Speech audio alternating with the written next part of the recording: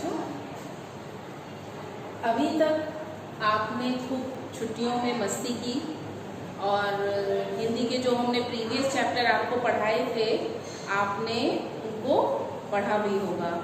तो बच्चों, आज हम एक नया टॉपिक शुरू करने वाले हैं। उसका मैं शीर्षक नहीं बता रही हूँ, मैं आपसे ही गेस कराऊंगी कि वो आपका पाठ का नाम क्या है। तो बच्चों, मैं आपसे सबसे पहला प्रश्न करना चाहती हूँ कि आप किस शहर में रहते हैं। तो आपसे जैसे ही मैं शहर का नाम लूंगी आप बोलेंगे प्रयागराज, इलाहाबाद। तो आप जैसे ही प्रयागराज, इलाहाबाद बोलेंगे तो मैं आपसे पूछ सकती हूँ कि यहाँ पर ऐसा कौन सा मेला है जिसको देखने के लिए पूरे देश विदेश से लोग आते हैं। कौन सा ऐसा स्थल है जहाँ पे स्नान का पर्व होता है। तो आप तुरंत बोलेंगे संगम, संगम स्थली का नाम लेंगे। आप क्या नाम लेंगे? संगम स्थली। अब मैं पूछूंगी कि संगम में कौन सी दो नदियां बहती हैं।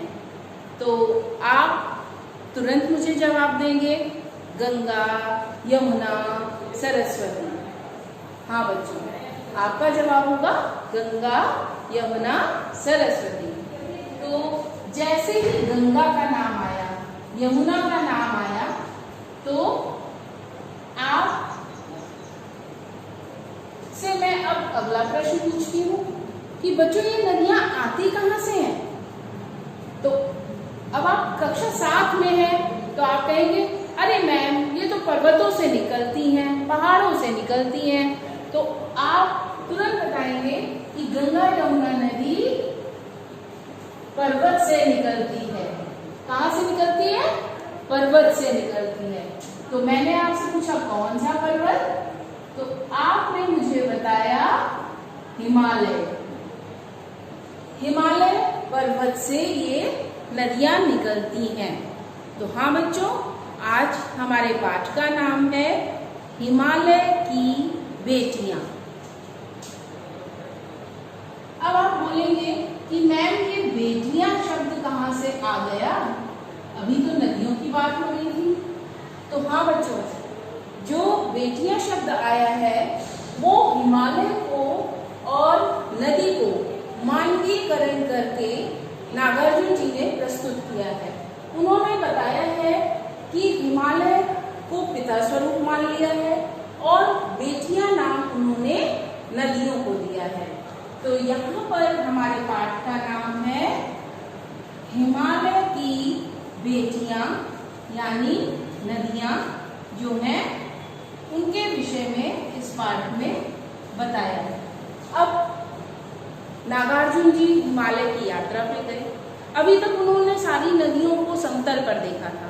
उन्होंने देखा था कि जब वह समतल पर चलती थी तो कितनी शांत गंभीर भाव से चलती थी, किंतु जब उन्होंने पर्वत पे जाके देखा तो इनका अलग ही रूप था।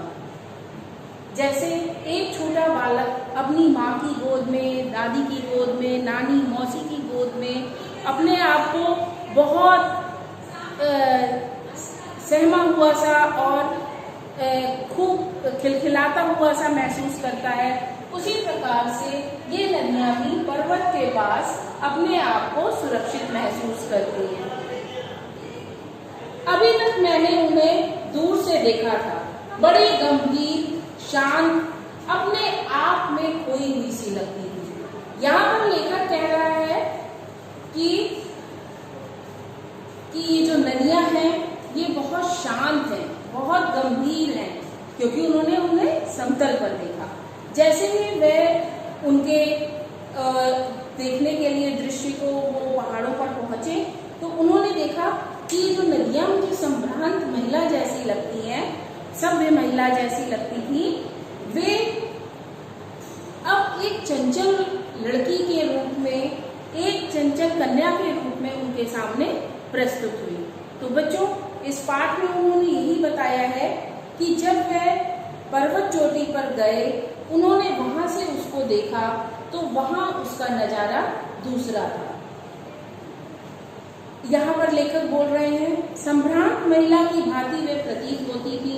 उनके प्रति मेरे दिल में आदर और श्रद्धा के भाव थे। माँ, दादी, मौसी और मामी की गोद की तरह उनकी धारा में डुबकियां लगाया करता था।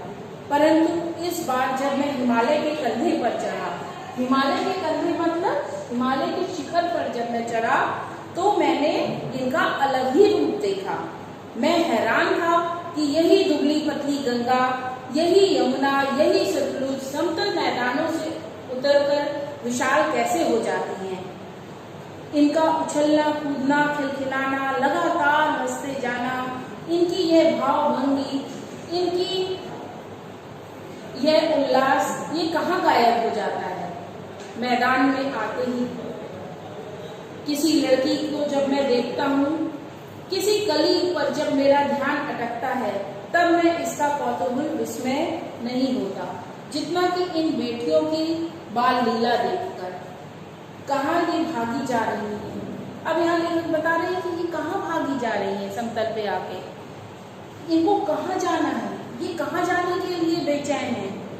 तो बच्चों, अब हम जब आपको इस पाठ में अगले दिन मिलेंगे तो आपको बताएंगे कि ये नदियाँ कहाँ जाना चाहती थी, कहाँ के लिए बेचैन थी और किससे मिलना चाहती थी।